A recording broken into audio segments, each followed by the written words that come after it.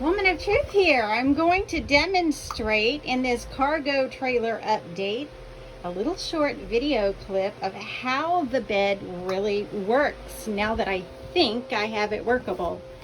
Again, this is the composting toilet area and the leg is presently down because I want it in the down position. It simply folds up when I do not need it, and I will fix that today.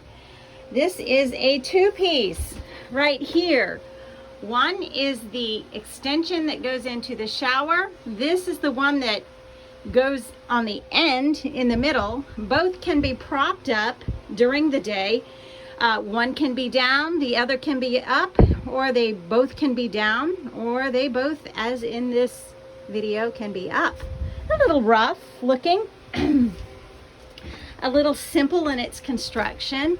Let's go ahead and lower the bed, and hopefully with my little homemade wood levers, we'll go ahead and start to lower it.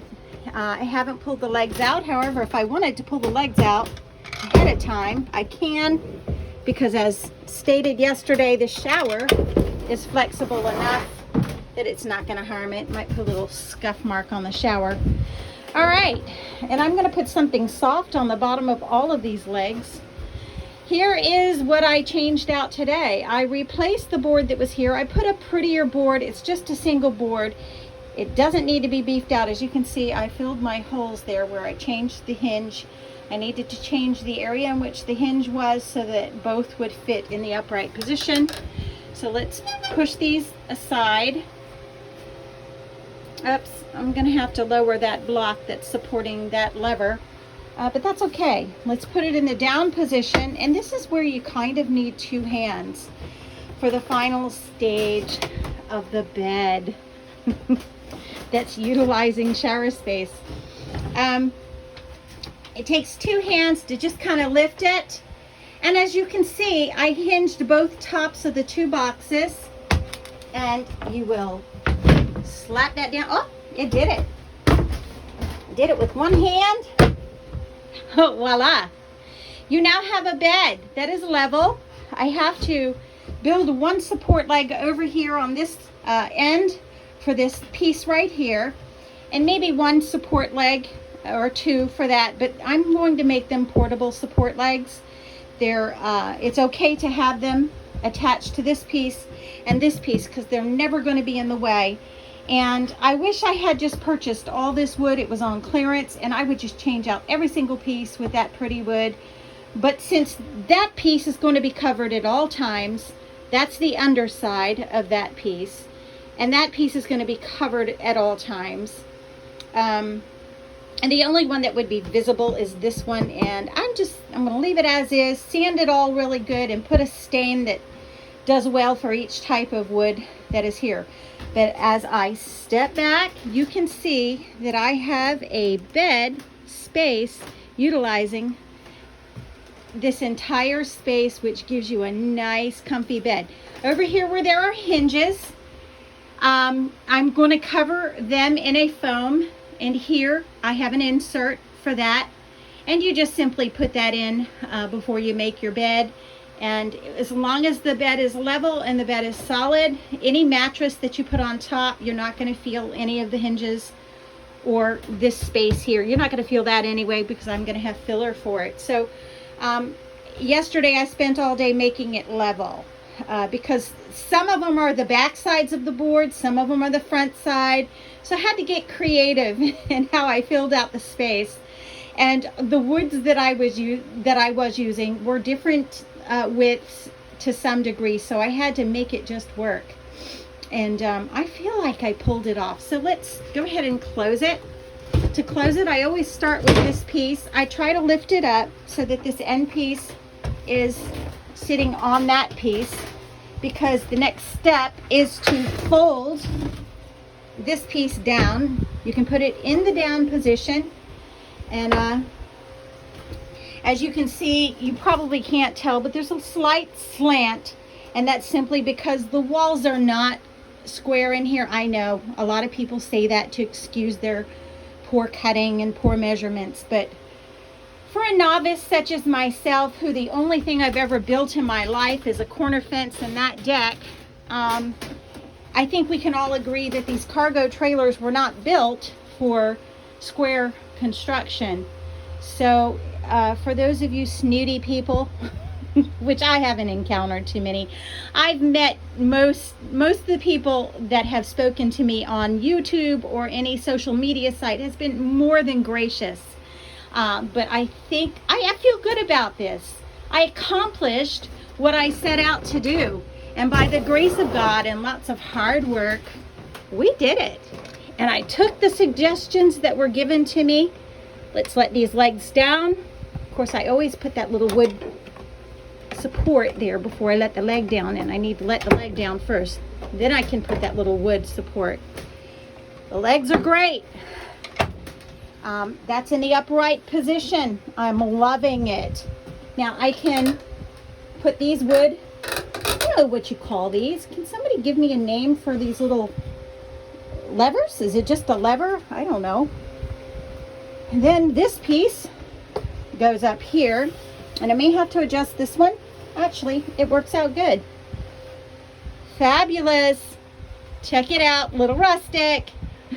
But hey, it's a cargo trailer conversion meant to be off-grid. I fully intended to use materials that I had because I do a lot of stuff outdoors. I had a lot of materials, but there was no lie. I spent a lot of money getting other materials as well. I think these work better if... I may have to cut these down. See, these were put originally, so they didn't get in the way of that one. That one at the bottom was added today for this board. So I'm going to have to cut these down so that they can only go, you know, it's no big deal. I'll pull them off and cut them down so that it's really workable and it looks nice. And they won't be on that slant, which the slant's okay too. Gosh, it's rustic. It has a little touch of elegance, a little touch of nostalgia, and we're not anywhere near done what we're going to do to this place. So we're going to brighten it up with some pretty stain. I'm going to keep the furniture light colored. I'm going to have to play with the stain and test it. I've got 2 or 3 different woods going on here. Yeah, I do regret getting the cheaper material for the countertop. I should have gone butcher block, as I can, you know, just the past few days that just the rough in has been put in on the countertop, I can tell I should have gone butcher block. And I may still, I hate to waste all the time that he put in just setting the bare bones in here. Because I put in that backsplash, I moved the dimensions all around. Now it's going to have to be cut again, but I'm also going to have to go in and add depth to the supports because it pushed it out. So that countertop is barely hanging on those edges. So I'll just beef out those supports. That's easy. Just put a few blocks there. It'll support it. No problem. It hasn't been leveled or anything. And I've got blocks that are holding it up right there. This is just temporary. So it's a little, it's not level. And I'm not a person who likes to waste, but I'm having second thoughts on opting for the cheaper material. And I may just go get a piece of butcher block, and we'll take this, what we've built, and we'll use them for shelving material. It's excellent material for shelving, and I'm really thrilled with how it's coming along. Have a wonderful day. Thank you for your patience. Thank you for your support. Thank you for your kind words. And thank you for your prayers. As the work comes in, this build will just move on along. And I'm grateful for any few people that I have in my audience and for putting up with me and being patient.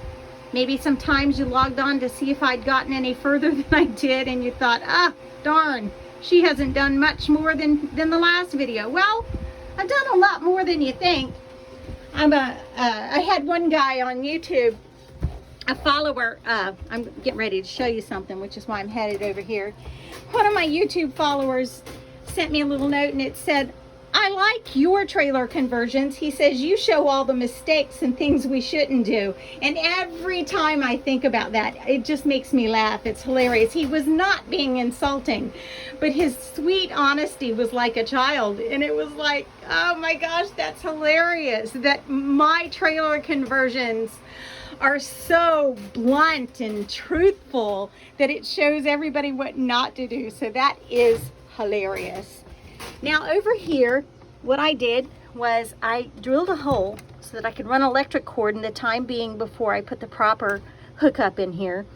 And Bill told me to go get this little sink thing. I forgot the name of it. So I drilled a hole here and I put that there, and then I covered it with silver tape, the edge, so it wouldn't be sharp.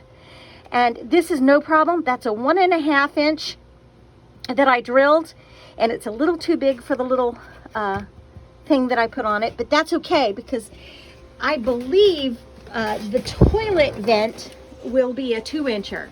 So it's perfect. It's serving that purpose right now, but when the airhead toilet, I think, is what I've decided on getting. When I am able to get that, I believe it's a 2-inch vent. Somebody correct me if I'm wrong. But so that hole will be right ready. I kept that little hand vent in there because it's just super handy. And I'm excited, folks. Now I'm waiting for Bill to be able to cut the hole to put the air conditioning unit in, and we're going to take her for a spin.